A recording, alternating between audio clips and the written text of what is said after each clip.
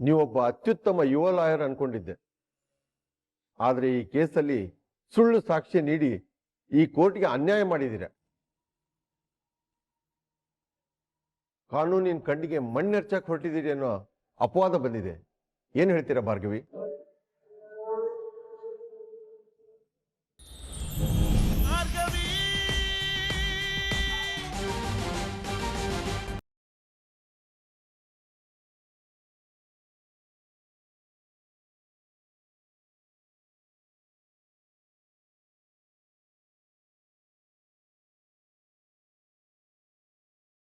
ಏನಮ್ಮ ಸೊಸೆ ರಾಣಿ, ಇಷ್ಟೊಂದು ಮುಖ ಊದಿಸ್ಕೊಂಡ್ ಕೂತಿದ್ಯಾ? ಯಾಕೆ ರಾಜ್ಯಭಾರ ಮಾಡೋದಕ್ಕೆ ನಮ್ ಮನೆ ಸಾಕಾಗ್ಲಿಲ್ವಾ? ಇಡೀ ರಾಜ್ಯನೇ ಬೇಕಾಗಿದ್ಯಾ? ಬೆಕ್ಕಿಗೆ ಆಟ ಇಲಿಗ್ ಪ್ರಾಣ ಸಂಕಟ ಅಂತಾರೆ. ಈಗೇನಾಯ್ತು ಅಂತ ಮುಖ ಊದಿಸ್ಕೊಂಡಿದ್ಯಾ? ನಿಮ್ಮ ದೊಡ್ಡ ಮಗಂಗೆ ನಾನ್ ಏನ್ ಮಾಡಿದ್ರು ತಪ್ಪಾಗೆ ಕಾಣತ್ತೆ. ಆ ಭಾರ್ಗವಿ ಜೈಲ್ಗೆ ಹೋಗಿದ್ದು ನನ್ನಿಂದಂತೆ. ಅವಳು ಈ ಮನೆ ಸೊಸೆ ಅಂತೆ. ಅದೇ ಸೆಟ್ಟಲ್ಲಿ ನಾನ್ ಮಾಡ್ಕೊಟ್ಟಿದ್ದ ತಿಂಡಿನ ಬೇಡ ಅಂತ ಹೋದೆ. ಬೃಂದ, ಅವನ್ ಅಂತೆ ಕಂತೆ ಮಾತಿಗೆಲ್ಲ ನೀನ್ ತಲೆ ಕೆಡ್ಸ್ಕೋಬೇಡ. ಅವಳು ಯಾವತ್ತೂ ಈ ಮನೆ ಸೊಸೆ ಆಗೋದಕ್ಕೆ ಸಾಧ್ಯನೇ ಇಲ್ಲ. ಅವಳಿದ್ರೆ ನಮ್ಮೆಲ್ರ ನೆಮ್ಮದಿನೂ ಹಾಳು, ಈ ಮನೆನೂ ಹಾಳು.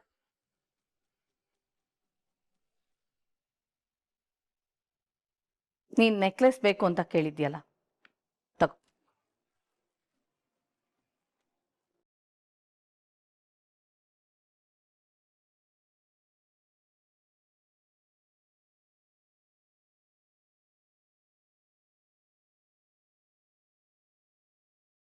ಅತ್ತೆ, ಇದು ನಿಜವಾಗ್ಲೂ ನಂಗೆನಾ?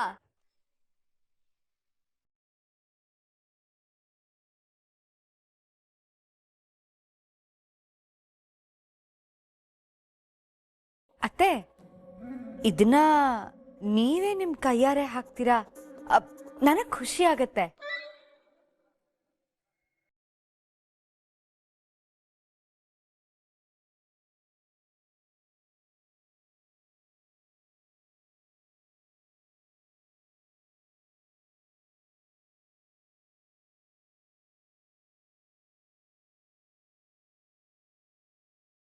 ಅತ್ತೆ, ಇದನ್ನ ಚೂರು ಟೈಟ್ ಮಾಡ್ತೀರಾ?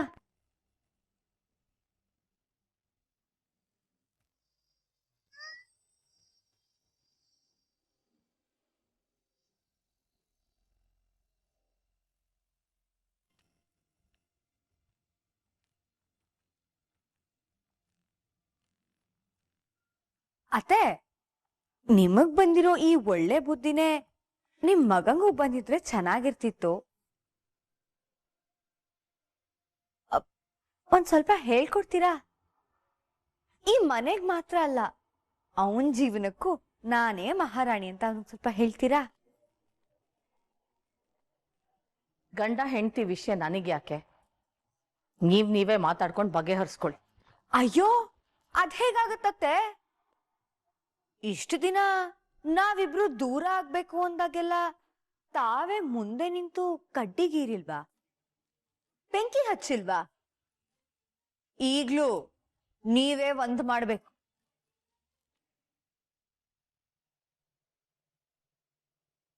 ಅರ್ಥ ಆಯ್ತಾ ಅತ್ತೆ? ಇಲ್ಲ ಮಾವಂಗ್ ಹೇಳ್ತೀನಿ. ಮಾವನೋ ನೀವು ಯೋಚನೆ ಮಾಡಿ.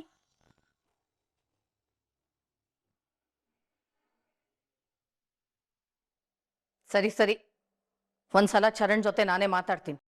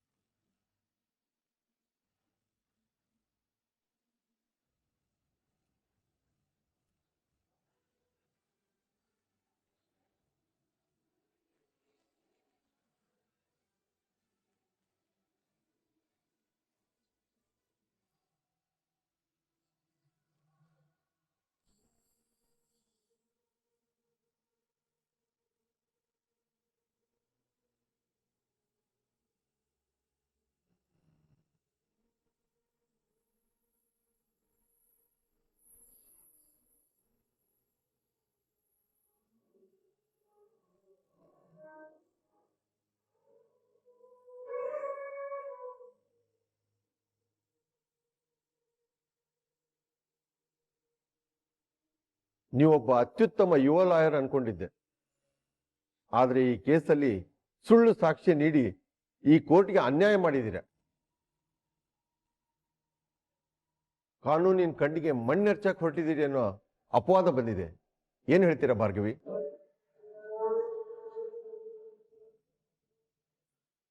ಮೈ ಲಾರ್ಡ್, ನನ್ನ ಹತ್ರ ಹೇಳೋಕೆ ಮಾತುಗಳೇ ಇಲ್ಲ.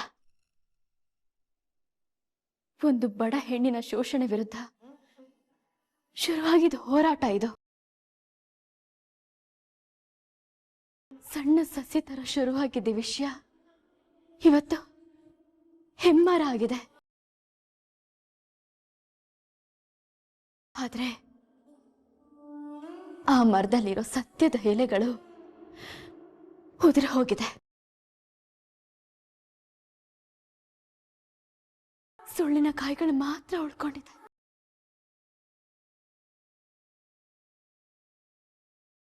ನಾನು ಹಾಜರುಪಡಿಸಿರುವ ಅಷ್ಟು ಸಾಕ್ಷಿಗಳು ನಿಮ್ಮ ಮುಂದೆನೇ ಇದೆ ಯುರಾನ. ಅದರಲ್ಲಿರೋ ಪ್ರತಿಯೊಂದು ಸಾಕ್ಷಿನೂ ನಾನು ನನ್ನ ಪ್ರಾಣನ ಒತ್ತೆ ಇಟ್ಟು ಹುಡುಕಿದ್ದೀನಿ.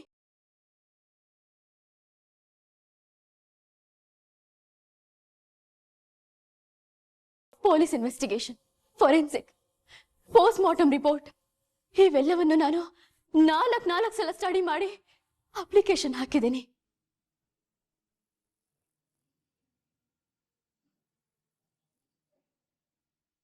ಇದರಲ್ಲಿ ಸಿತಾರ ಶಕ್ತಿ ಪ್ರಸಾದ್ ಅವರ ಕೈವಾಡ ಇದೆ ಅನ್ನೋದು 100% ಸತ್ಯ ಯುರಾನ.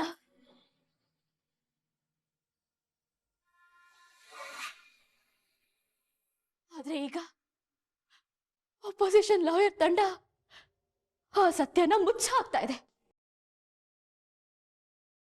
ನನ್ನ ವಿರುದ್ಧ ಅಪವಾದ ಹೊರಿಸ್ತಾ ಇದ್ದಾರೆ.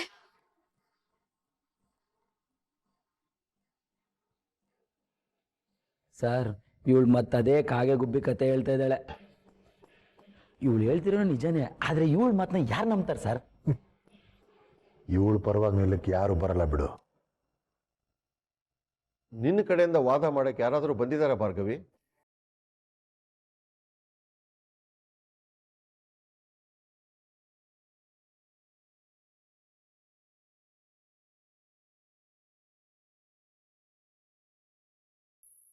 ಇಲ್ಲ ಯುರಾನ.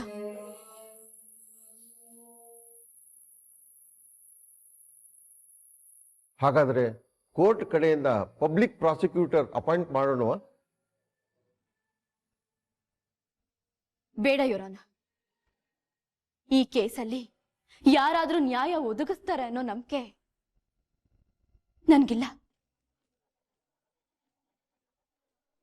ನನ್ನ ಪರವಾಗಿ ನಾನೇ ವಾದ ಮಾಡಕ್ಕೆ ಒಂದು ಅವಕಾಶ ಮಾಡಿಕೊಡ್ಬೇಕು ಅಂತ ನಾನು ಕೇಳ್ಕೊಳ್ತಾ ಇದ್ದೀನಿ.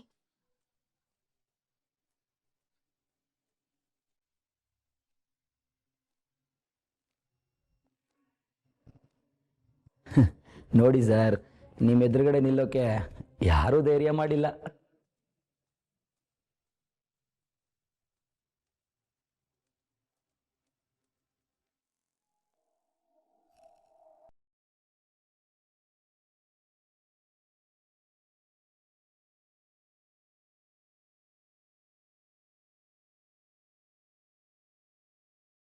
ಇಲ್ಲಿ ಏನ್ ನಡೀತಿದೆ ಅತ್ತೆ? ಇವತ್ತೇ ಹಿಯರಿಂಗ್ ಇದೆ. ಮನೆಯವರೆಲ್ಲ ಭಾರ್ಗವಿದ ತಪ್ಪು ಅಂತ ಹೇಳ್ತಿದ್ದಾರೆ. ನಿಜವಾಗ್ಲೂ ಭಾರ್ಗವಿ ತಪ್ಪು ಮಾಡಿದಾಳೆ ಅಂತ ಅಂತೀರಾ? ನಿನಗೇನ್ ಅನ್ನಿಸ್ತಿದೆ ರುದ್ರ? ನಮ್ ಭಾರ್ಗವಿ ತಪ್ಪು ಮಾಡಿರಲ್ಲ ಅತ್ತೆ. ಯಾವುದೇ ಒಂದು ಕೆಲಸ ಮಾಡಕ್ ಮುಂಚೆ 100 ಸಲ ಯೋಚನೆ ಮಾಡೋ ಬುದ್ಧಿ ಅವಳಲ್ಲಿದೆ. ಆದ್ರೆ ಸಂಧ್ಯಾನೆ ಭಾರ್ಗವಿ ಎದುರುಗಡೆ ನಿಂತ್ಕೊಂಡಿದ್ದಾಳಲ್ಲ. ಈ ಮನೇಲಿ ಏನ್ ನಡೀತಿದೆ, ಯಾವ್ದು ಸತ್ಯ ಯಾವ್ದು ಸುಳ್ಳು ಒಂದು ಗೊತ್ತಾಗ್ತಿಲ್ಲ ಅತ್ತೆ.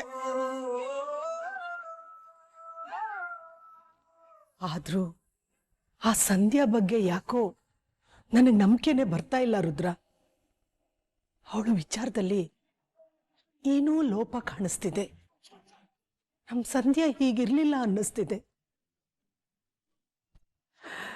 ಏನು ಅಂತಾನೆ ಅರ್ಥ ಆಗ್ತಾ ಇಲ್ಲ. ನಮ್ ಕಣ್ಣು ಕಾಣದೇ ಇರೋದು ಭಾರ್ಗವಿ ಕಣ್ಣು ಕಾಣಿಸುತ್ತೆ. ಅವಳು ಬಂದ್ರೆ ಈ ನಿಗೂಢತೆ ಬಗ್ಗೆ ಕಂಡಿಡಿತಾಳೆ. ಅತ್ತೆ, ಆದ್ರೆ ನಿಗೂಢತೆನ ಕಂಡಿಡಿಯಕ್ಕೆ ಭಾರ್ಗವಿ ಹೊರಗಡೆ ಬರ್ಬೇಕಲ್ವಾ? ಸಾಕ್ಷಿಗಳೆಲ್ಲ ಅವಳ ವಿರುದ್ಧನೇ ಇದೆ ಅಂತ ಹೇಳ್ತಿದ್ದಾರೆ. ಏನಾಗುತ್ತೋ ಏನು? ಭಯ ಪಡ್ಬೇಡ ರುದ್ರ. ಕೊಲ್ಲೋಕೆ 100 ಕೈಗಳಿದ್ರೆ ಕಾಯೋಕೆ 1 ಕೈ ಆದ್ರೂ ಇದ್ದೇ ಇರುತ್ತೆ. ಇಷ್ಟು ಜನರ ಮಧ್ಯೆ ಆ ದೇವ್ರು ನಮ್ ಭಾರ್ಗವಿನ ಕಾಪಾಡಕ್ಕೆ ಯಾರನ್ನೂ ಕಳಿಸಲ್ಲ ಅನ್ಕೊಂಡಿದ್ಯಾ?